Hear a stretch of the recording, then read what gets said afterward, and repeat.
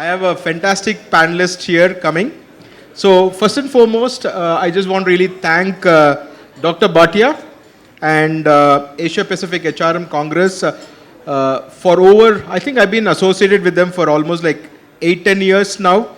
They've been doing this conferences relentlessly.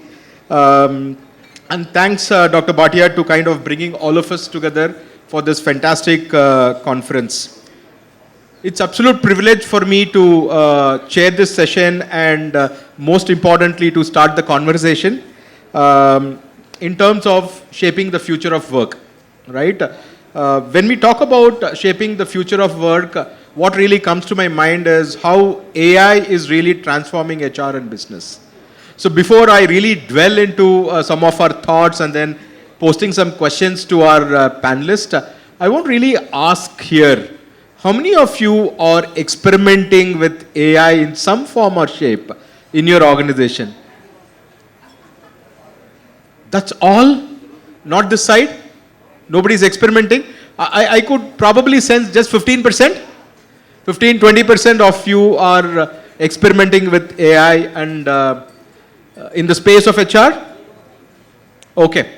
All right. So, do you know the kind of in fact, Gartner did a study and they came back with a research and they said there is X percentage of HRs across India and the world, they're experimenting with AI. Do you know what is that X percentage? Any random number? What is that X percentage? Sorry? 60, 70. Who said 70? Wow, you're really, really close. And they said it's 80% of HR in some form or shape, they're really experimenting with AI. That's very, very good sign, okay? But what is so sad to really see is out of that 80%, you know, like what percentage of employees think that AI is really helping them at their workplace, specifically with respect to human interaction? Right? In decision making. Do you know what percentage of that? 40? Yeah, panelists are telling here. Somebody said 20, 30. Who's that? 30? Wow, 20 and 30, it's probably between these two. It's 25%, right? In fact, I have that data. It said like, you know what? MIT did this study.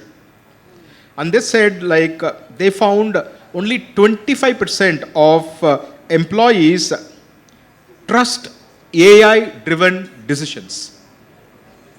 Don't you think that we are on crossroads? On one side, our adoption is like massive, 80%. On the other side, employees trust AI-based decisions just 25%. So, and therefore, I just want to really put in front of this big group coming from business and HR, what is in it for us, right? There is a big trust deficit, right? It's not like how algorithms are going to really help drive decision making, do our repetitive task efficiently or automate a lot of things. But most importantly, we have a responsibility of building the trust, right? Trust could be like how we can just make our decisions very fair, bias free, and most importantly, how do we really uphold the data privacy? And these are very, very important elements. I would just post one because I'm very big fan of statistics. Let me just post like one, the last statistics. PwC has predicted in 2030, AI is going to contribute X trillion to the world's GDP. Do you know like what is that X trillion? Yeah? This stuff? Guess. Global GDP. And the number is $15.5 trillion of global GDP would be contributed by AI. That means what we are really talking is it's not AI in future, AI is here, right? So with this intro that I want really kind of make sure my panelists, very, very diverse panel, not just from the gender diversity, but also we have a veteran, somebody from, Jacob is from, he's from Army, Major Jacob. So we have a truly diverse panel here. And they're going to really kind of touch on three important things. How should AI evolve in integrating HR processes? That's probably one. Two, how they can really transform decisions. And more importantly, my favorite topic is, will AI coming in, is it going to really improve the human touch empathy, or it's going to erode backwards, right? So with all of this, I'm going to really dive straight into my panelist. I always believe the first question should be always a warm-up, right? So it's going to be a rapid fire, and I'm going to ask to all my panelists, give a very fun-filled answer, right? Keep it short. Okay, the question is this. If you have to describe in one word the use of AI in HR today. Yeah, maybe let me just start with Archana. Archana was looking at me. I say that efficient worker. Efficient worker, okay. All right. Yeah, Jyoti, you want to take? The colleague who doesn't take a break. A colleague who doesn't take a break. Is it a good or bad thing? At least they don't ask for raises. So Okay. it's good. And you're not going to come back and tell like 72 hours of work week? or 90 maybe hours, just 20. No, 4 maybe we days should of just work. do like 24 into 7. We'll go back, no? We'll do 4 days of work. 4 days of work. Okay. All right. I'll say make me wiser, but I will not say from where it's coming. Wiser, but where it is coming. Okay. All right. Jacob? Yeah, one word would be give me the predictions in terms of what's in store for the organization or how are we doing or employees, whatever. So predictivity is something that I would expect from AI. Astro prediction or just prediction? Just prediction, not Just astro prediction, prediction. okay. I mean, it's All right. more of analytics. But then at the same time, rather than that, I would also want to hire James Cameron in my team. Wow. Because he's the guy who started all these things in 1984 with Terminator. I never even thought that things would be a reality, right? That is point number one. At the same time, today we also see that he also directed True Lies. So there are people who actually don't believe that AI is going to come. So he has to come over and say it's really not a lie, it's a truth. So that's what it is. Looks like your company has a big budget to hire some of these stalwarts. I hope so. All right. So I'm just giving a clue here, like whomsoever need a fatty salary, Jacob is here. All right. All right.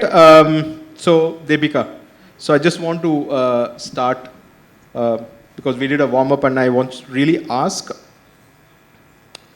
do you think AI reshapes roles faster? And then, like, if so,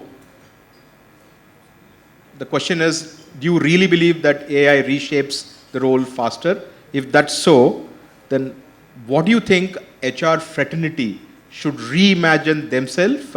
One, to stay relevant.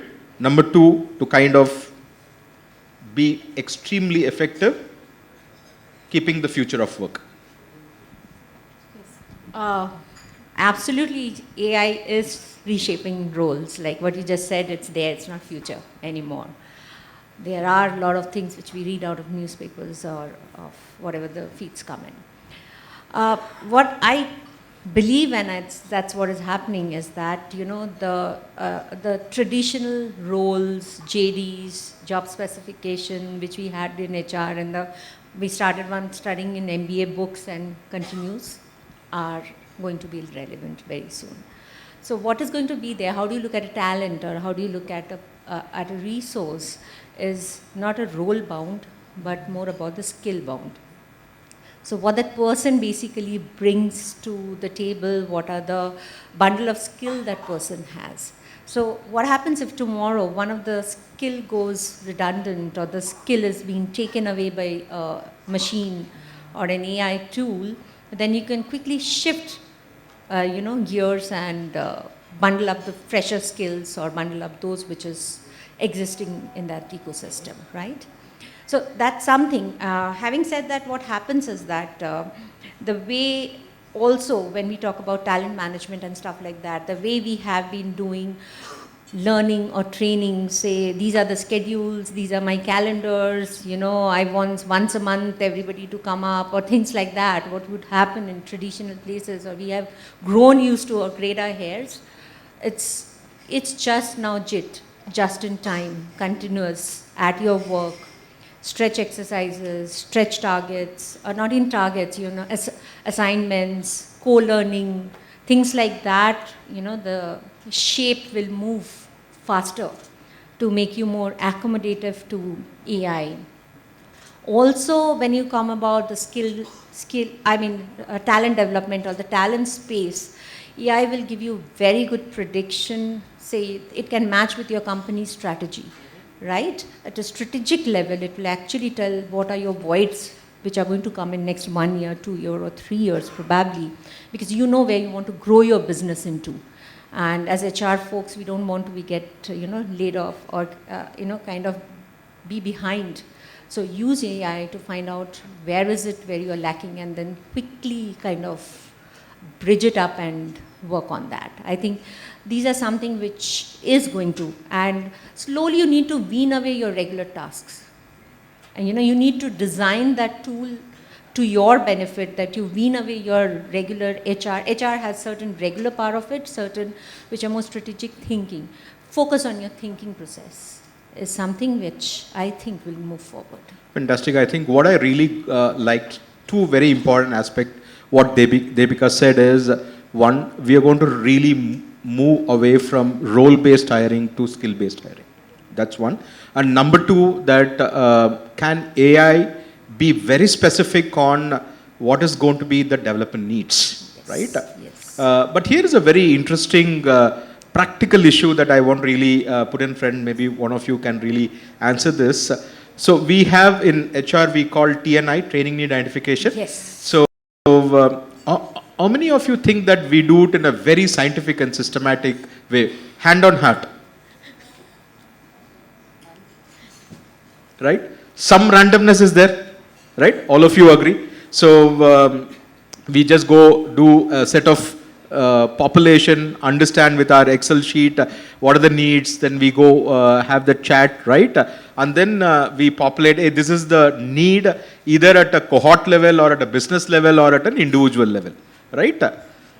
Is that foolproof is the question that I just really want. The reason that I'm asking is, to me, the need starts from, I will just come to you, the need starts from the moment you start having an interview conversation with an individual. When you hire somebody, you're not going to really hire 100% fit. All of us agree, right? Where are those development areas gone? That sits in your ATS. It's one island. Then you have your learning need identification, that's your LMS, sits in one island. Then you also do your performance management. Right, there you have development needs, it sits in another island. Then you have your succession planning and employee aspiration. It sits in, I know, whether an Excel sheet or in any talent platform.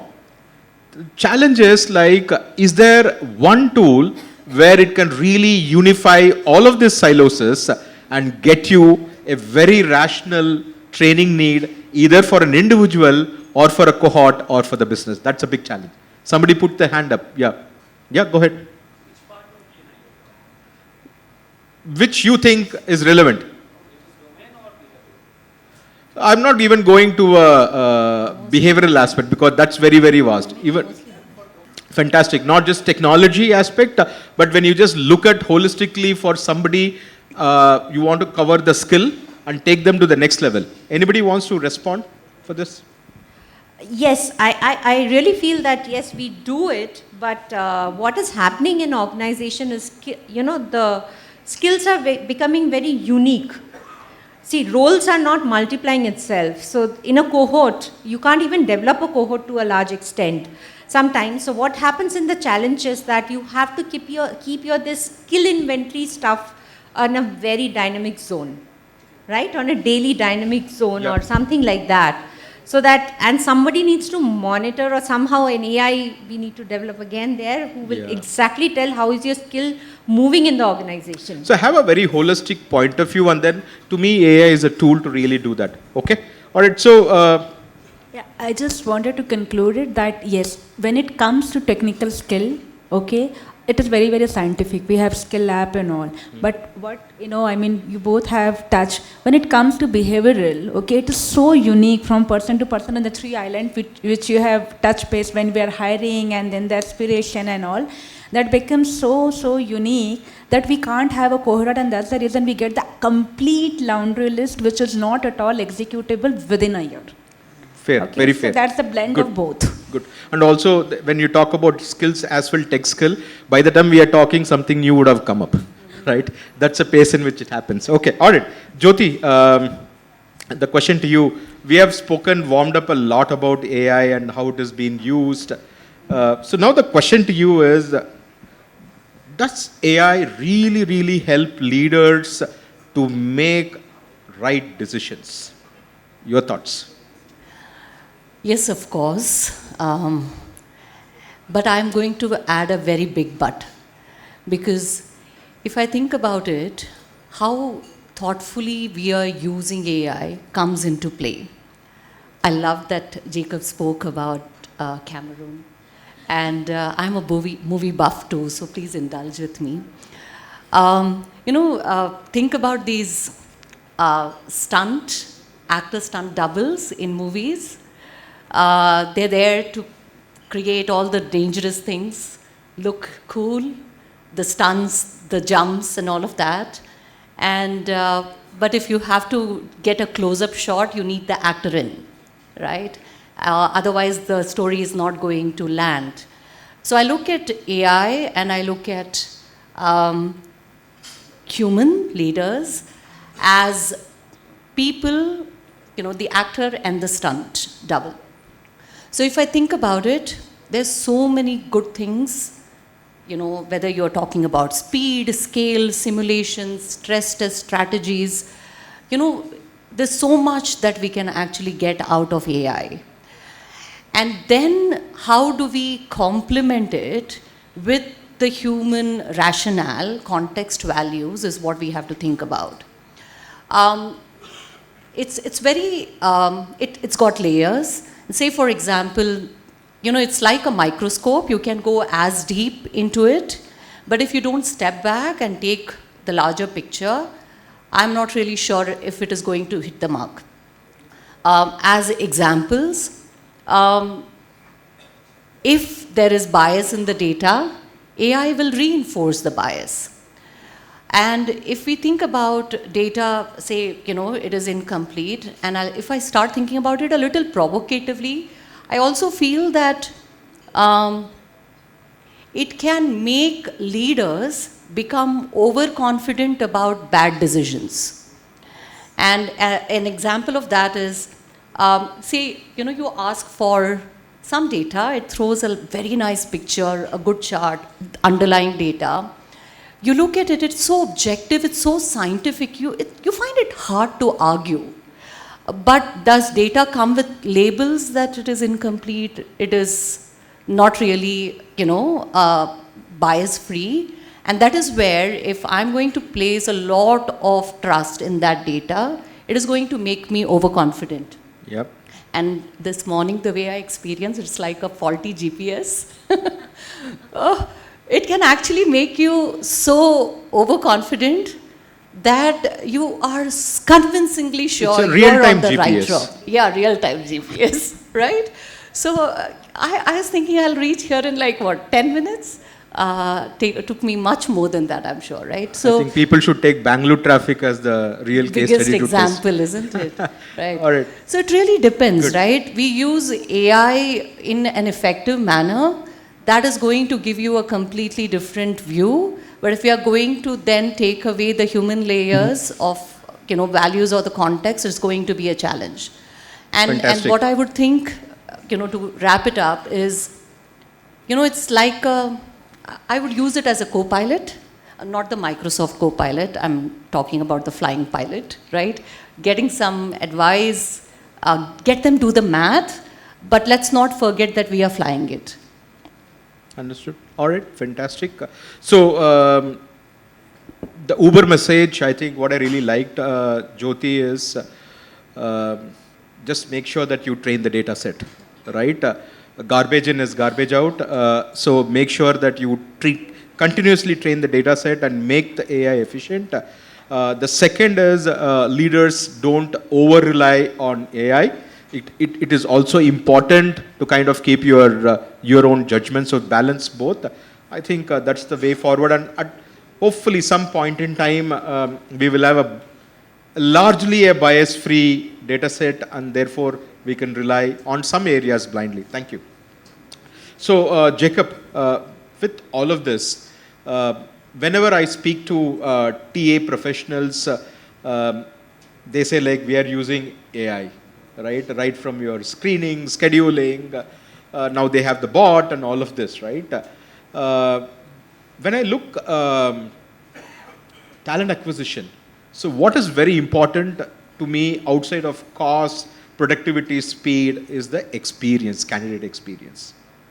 Do you think using more of this AI will elevate candidate experience or it will deplete? Yeah, it's a great question, and first of all, thank you for having me here. I think a lot of organizations have started using AI in talent acquisition. Right? I think how many of you here are from talent acquisition and using AI? Using AI down, how many of your talent acquisition, the hands were up. So that itself shows that, again, can I have a repeat? How many of you are from talent acquisition? Here. And how many of you are using AI? Down. So 1, 2. Okay. There was a report I was just glancing by maybe a week ago when we were discussing about implementing a particular company. I don't want to take that name of the company because I'm not a seller here, with all due respect to the NDA that I've signed. They are saying that I'm going to handle your end-to-end hiring needs. Perfectly fine. I was reading a report which says 92% of the organizations are investing, 92% of the organizations are investing in AI, but it's only 1% of the organization which are AI ready. Right? So what we have to do and look within our organization is, we can talk AI, but are we AI ready? It's just about 1% of the organization. So talent acquisition is the most important function. HR partners don't come back to me, or talent, L&D and otherwise. The reason being, employee engagement for me starts from the first call of the recruiter to the candidate. That's my employee engagement number 1. You get the person in and then you do induction and everything, a manager engagement and everything is fine. The first call from the recruiter starts employee engagement, right? So for me, I don't think we are there as any organization for that matter, to completely implement AI. What I am doing currently, yes, I am implementing AI in my organization, but I would like to test it in such a way that every aspect of the process of recruiting, I will be a candidate myself. If I am happy with the kind of responses the AI is giving me, I will say yes to it. But if the human factor is completely taken away, I don't want recruiters to completely give everything to AI and I have a offer to joining ratio at about a 10%. I will not be, because my organization may not be mature that way. So my only message here to everybody is, use it for maybe sourcing. Use it for maybe screening. Use it for maybe the first round of recruiting, not for, look at the kind of positions that you're hiring or the seniority that you're hiring. And then keep the human factor alive. Use it for offer release, right? I mean, if you have already negotiated and everything. Use it for background verification. If the organization is there helping you do a background verification pre-check. May help those processes. Don't remove the human touch, because there may be, you're actually getting human into the organization. You're not getting a machine into the organization.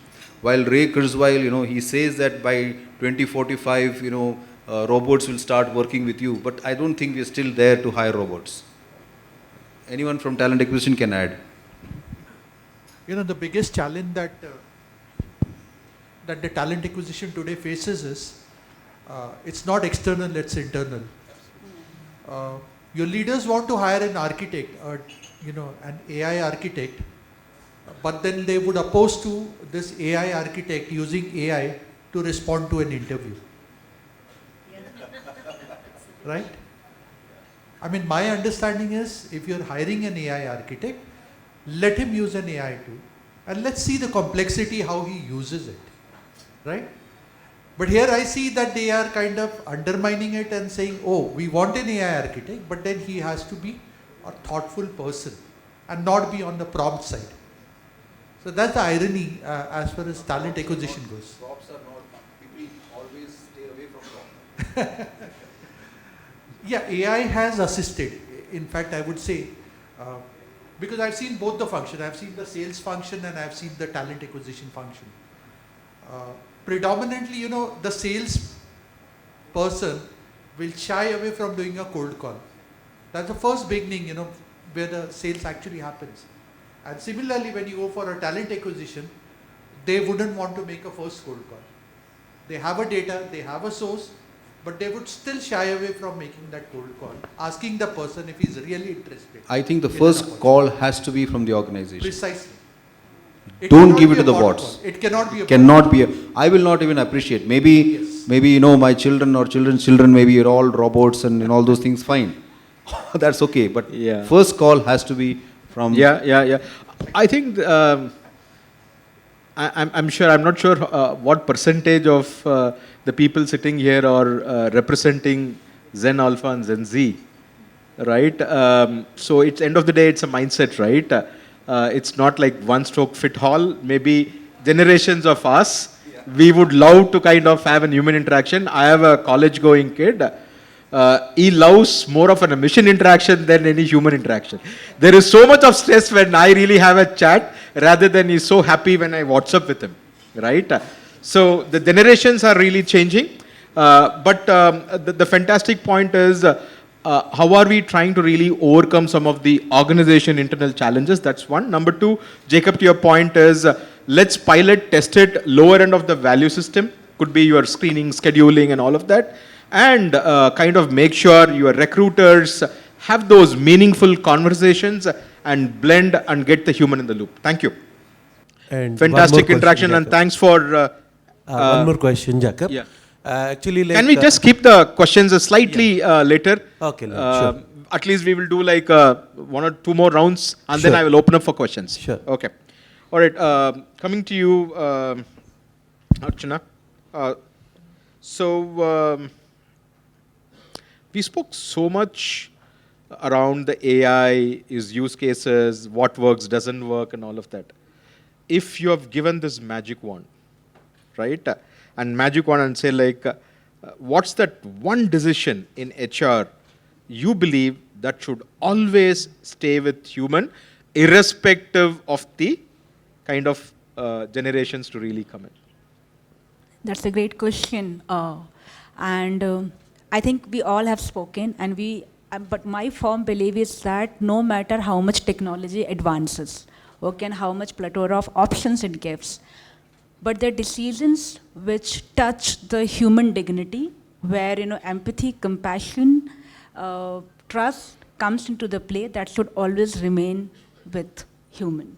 Okay, and I think you all have touched a lot of data, and the one of the data which I was going through, it says that by 2027, the uses of AI will be 383%.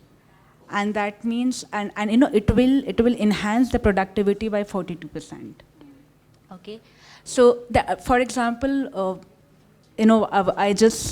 I was a part of a CHRO roundtable. I'll be giving most of the examples, whatever questions he asked, because the rest of the things I think can be found out very easily in AI or ChatGPT. So the one CHRO roundtable I was a day before, and then one of the CHRO from a very large organization, he was sharing that recently, they thought of using AI for their promotion process, right? Because they are geographically diverse across the globe, and so that it is unbiased, so that it is, absolutely data driven, So, but the good thing they have done that they wanted to pilot, they piloted it with one BU. And so based on the data and everything which was fed in, I mean, somebody is high flyer, critical and all, AI has given a result that, the layer one, I mean, the category one should only be promoted, right? BU head was out of the country. And since it was pilot, they have gone ahead and they have not promoted one person who was not the part of category one, who was in the category two.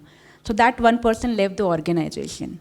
Within 3 to 4 months, all who were category 1 people who got promoted, they left the organization. And when they have done this scrutiny without AI, and when the BU head was back, he said that you people have done a very shitty job. The reason why, because the one person who was left, actually he was kind of a glue or a collaborator who were tying all this critical talent. Had I been there, and if this context would have given to me, that person would have been promoted first before these guys. All I mean to say, contextualization, compassion, empathy, and this human subjectivity is very, very much important. And that's the reason when it comes to any sensitive, topic like of employee relation or maybe career transition or termination, right? It should always stay human. As per me. Well said. I think I really, yeah, you can be more generous. Thank you. Yeah. So context is very important. Context, and what I really liked, Archana, is that what you use the word compassion. More and more, I think the word of compassion is slowly eroding from the corporate world, being so mechanical, and get that compassion back. I think we, the HR fraternity, should really uphold that. And therefore, you will see like more engagement and people really love their workspace. Fantastic. Deepika, I think we discussed a full round. And let me again go back to this topic because we were so passionate on TA, right? People were, there were questions and all of that. What we really kind of concluded in the round one, that let's use the AI at the lower end of the curve, right? Which is your screening, scheduling, but use the TA professional to have those human touch conversation, right? Yes. But being said, there is a lot has changed, or it's going to even more change rapidly, right? With this rapid changing landscape, specifically in TA, what's your advice for the TA professionals, how they should really kind of upskill themselves and stay relevant and stay ahead? Yes, upskill is the main word in this. So a lot of portion is going to the AI guys, the AI folks, or if I say they are our partners today. So what we need to up an ante, and especially when we have our multi-generational workforce, is, up your quotient on reading, tech, understanding bots, giving the right prompt, increasing your data sense or understanding data better. So if your AI is throwing you figures at your, say, rates of rejection, or what is the success rate of a candidate, or what region gives you best, how do you interpret those things and how you make use of it? So the basic work gets done, but you need to be more data driven. We need to be more data intelligent ourselves. We need to know how to do a prompt engineering better. We need to understand this is basically the tech part of it. But another thing which we now have is fully on us is the human part. So what happens is that whenever there is like what Jacob said, that the first call is, let's say, from an individual. So your entire branding of your organization lies on you, right? So how you talk about it, whenever there is a difficult conversation which comes out, suppose a rejection, or a negotiation, or something on, where you have to get into a space. So there you need to work on your skills. Because Perfect. You get a very less window there. So you need to really work on how to brand your organization, your employer branding and stuff, because rest all is machine fed. And maybe the same kind of tool another organization is also using in your ComSet. You never know. So that Yeah. differentiates. Well said. I think I'm just picking up a little bit from Devika. Whatever she comprehended, like brand building and all, is it art of storytelling? Yes. Is a big skill that one Yes. need to really build. Yes. I think recruiter being the brand ambassador, art of storytelling, executive presence, and of course, negotiation skills are even more important. I think those are the ones which, Yes. from a soft skill standpoint, should really kind of given a lot of importance and then Yes. take it forward. Right. Lovely, fantastic. Thank you. Very, very good. All right. So, Jyoti, maybe that I would probably ask you a question which is very closer.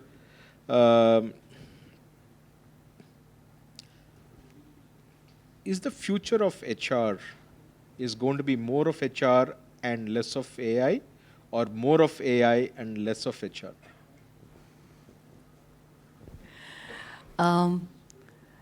And when you say more of HR, less or more of HR and AI, I'll put the human part of HR there, and the AI part is, the whole automation and artificial intelligence there. To be honest, I really don't know. And As we are talking, I'm just thinking, instead of calling ourselves human resources, should we call humanoid resources? humanoids, very well.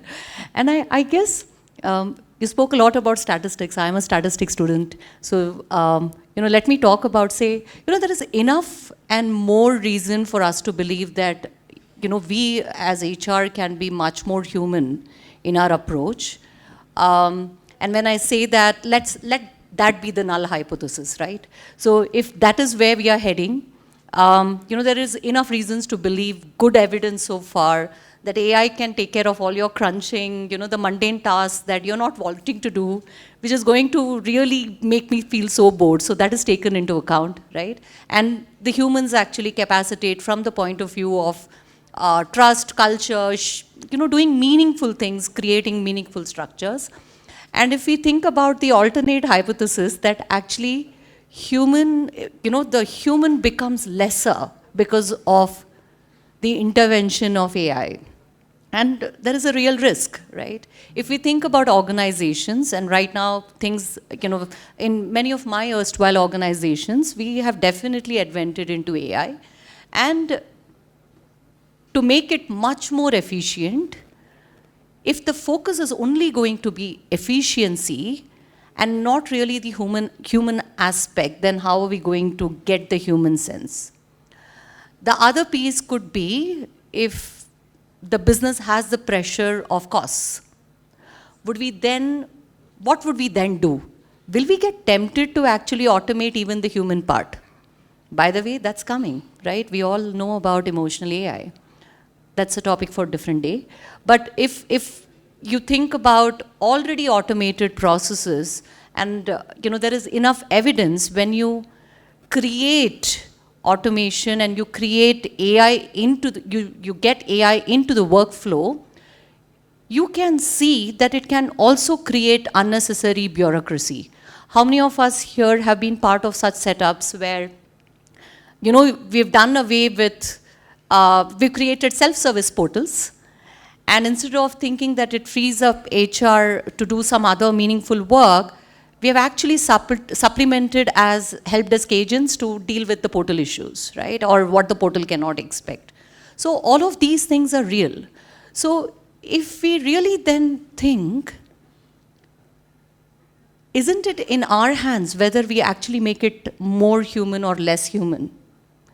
And that's a choice. If we want to make it much more efficiency and we ignore the human element, or we design AI in such a way and augment the human elements with leaders and with people, that we are able to navigate this. So I really think the danger is not in the AI, the danger is in the human thinking. And actually the world around us, are we going to keep the human in HR, or are we actually going to make less of it? Lovely. So you are boiling down to human thinking. So so as you are talking about human thinking, I really want to pose this question to all of you. Maybe we will debate after like 5-10 minutes. Is really, is there a human in the human resources? Right? Right? That's a big topic to really debate, right? We'll have to be honest to ourselves. I know there are a lot of pressures coming around, but we exist, we bring in that value of human, right? Let me really kind of get this conversation even deeper, Jacob, that the world is heading towards in automating all the repetitive tasks, right? Specifically in HR, right? And Jyoti said, yeah, we are doing it, but it's all about the thinking aspect. Are we having more human there? So now the question that I have for you is, if the world is moving in that direction, what do you think HR fraternity should, maybe I would put it like HR leaders, to redefine the function? Okay. Great question. So when repetitive tasks are going to AI, what will the HR leaders do? The first thing that comes to my mind is what all are the jobs that AI is going to take away? Because at the end of the day, you see organizations definitely are shrinking, whether you like it or not, right?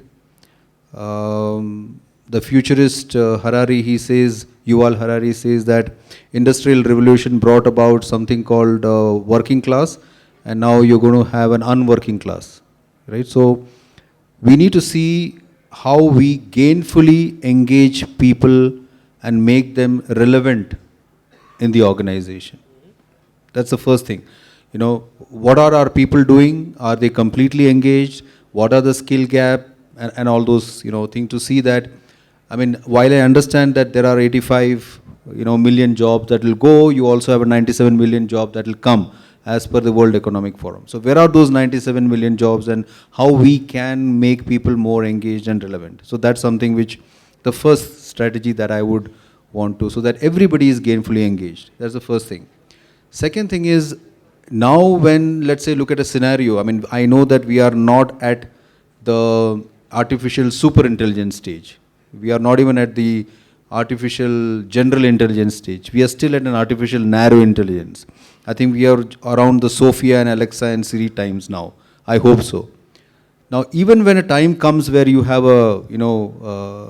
the others of super intelligence, and how do we communicate with each other? What's your organizational communication framework? Right? Like Subrata Bakshi in one of his books said, 95% of the people in the organization should know 95% of the things 95% of the time. So have we got that level of connect? How do we engage people? Let's say to my model, my personal model is about 3 levels of engagement. Engage the person as an individual, engage the person to the team, engage the person to the larger organization. So we need to spend a lot of time on engaging, because there's always a sense in the people's mind that, I am working with machines, I'm feeling lonely, all those things are going to slowly haunt people. Then I would always want to flip the Maslow's theory of hierarchy. Now we start with physiological, then you go to safety, and then you go to your love and esteem and other things. I think gone are those days we should look at hygiene factors. Today we should start with the concept of how can I build esteem of this person? How can I, how can this person understand, his or her larger aspiration, and therefore create what he or she is wanting to create with his life or whatever it is for that matter. So that is another thing that I would want to do. People managers and leaders, I think they are going to be the change agents in this entire game of AI. How are they going to manage their people? In the army we say, know your people as the back of your hand. Do they know their people? Do they know their competencies? Do they know how good or bad they are? Are they investing time with their people? When machines come, are they going to converse with machines, or are they going to converse with me as their manager or as their leader? So there are several things. And again, I would also like to spend a lot of time when machines are going to take your brain, I will put them into some IQ or some kind of problem solving, so that at least their brain continues to work, because it's going to be real. because you're going to actually work with machines wherein you are not going to think. You're going to use the chat GPT or you're going to use the Copilot to get your emails even written. So what is happening is there is a brain eroding that is happening in this generation today. So more of solving, problem solving, connects. So that is, I think, will actually help us, I mean, that's something, and analytics is going to be key in terms of the larger perspective. I mean, I thought I kind of... I think very well summarized. 3 takeaways if I have to do. Yeah, please. Fantastic. So, one, I think the world is changing. How can you be better prepared? Right? So, that's one aspect. The second, what I really liked is, are we engaging enough? Are we communicating enough? Right? Unfortunately, like we live in the culture of flats. Right? So not that flat hierarchy, I'm telling the flat culture, that apartment, where we don't even know like who's residing the next door. The same thing that really comes back to the organization, right? The whole ecosystem have really changed.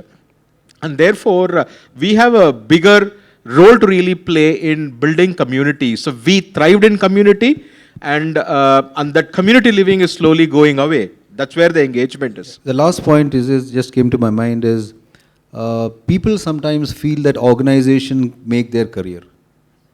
What we need to spend time with people and say, you make your career.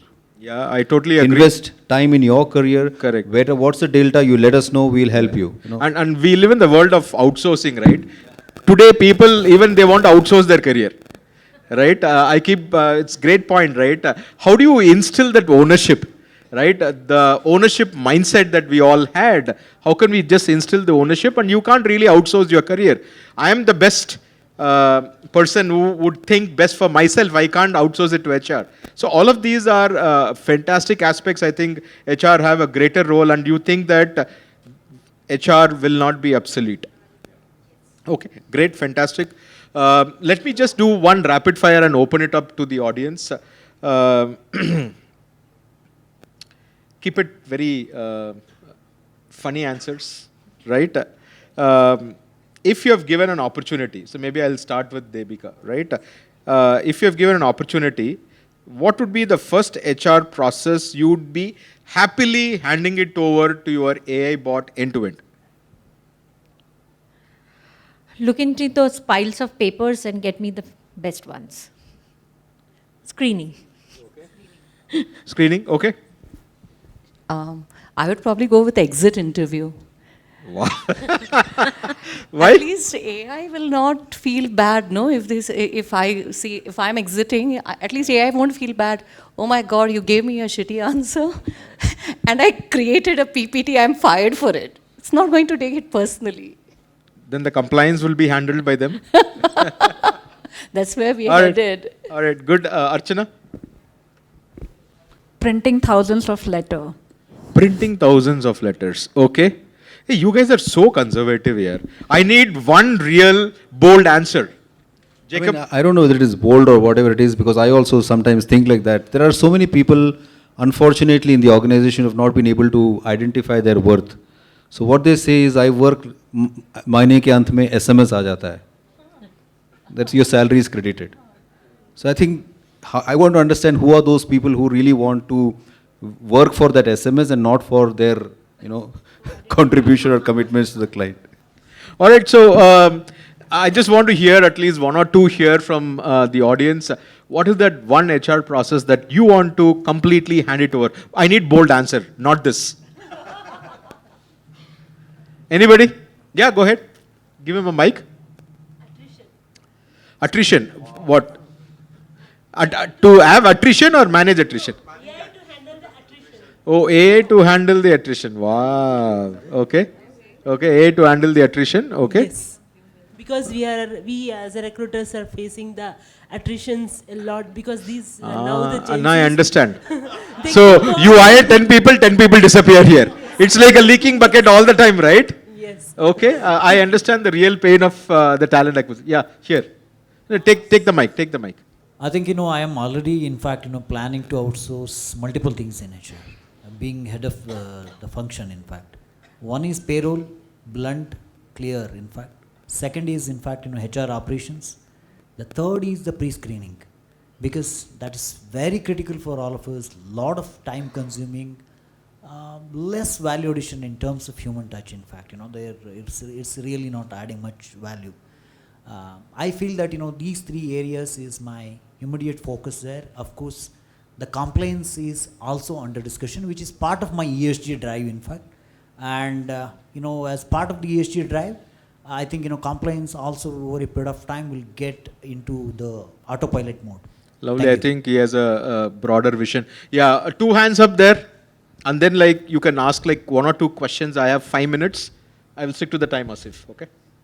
Since you said, it should be a bold answer, I would like to understand, what kind of perception the stakeholders carry about the culture of the organization, because everything is with HR, right? HR has to govern the culture of the organization, right?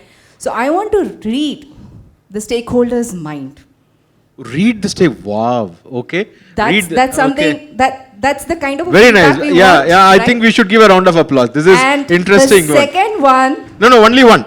Okay. Only one. Okay, Yeah, the thank one, you. the last there, and then we will end. Yeah, there. Oh, wow. Okay. Just one. Keep it very brief. No, it's not question. It's a kind of reflection, because AI is not going to definitely is going to improve the efficiency and efficacy of the organization, but it is not going to solve a lot of problems. SDG goals implementation, it is not going to solve.